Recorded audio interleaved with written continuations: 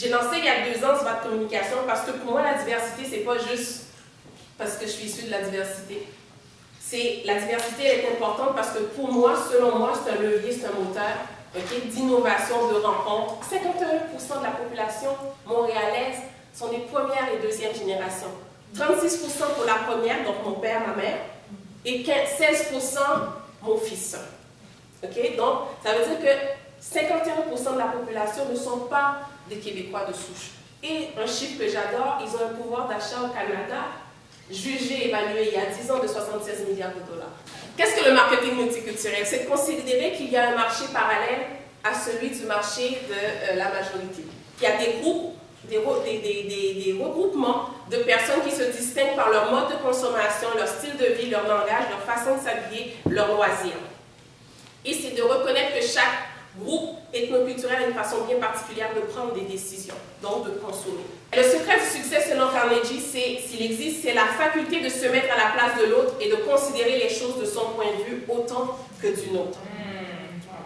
Simplement communiquer, c'est bien connaître son interlocuteur. Le meilleur exemple que moi j'ai trouvé, c'est Mac, qui a répondu aux besoins des femmes noires en leur offrant des produits de beauté. Parce que dans le temps, il fallait tout mixer pour avoir quelque chose qui avait de l'allure. Le rouge à lèvres, il fallait que tu en essaies 3. Le fond de teint, il fallait que tu essaies, il fallait que tu achètes.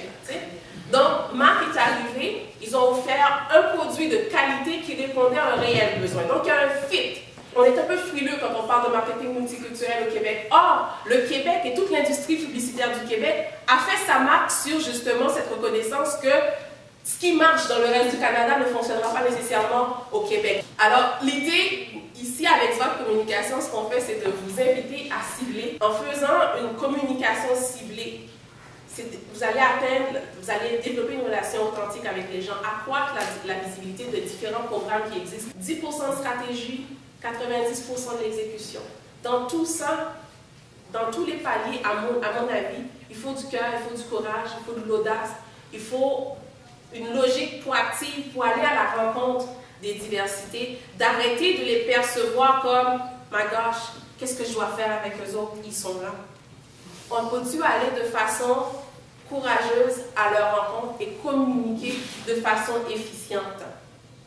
D'aller au-delà des vertus. C'était un peu ça aussi qu'il y avait derrière cette rencontre, c'est d'aller au-delà des vertus, tu sais, comme une logique moralisante, mais juste de dire, tu sais, on est des citoyens à citoyens, on peut aller à la rencontre l'un de l'autre. Voilà. Merci.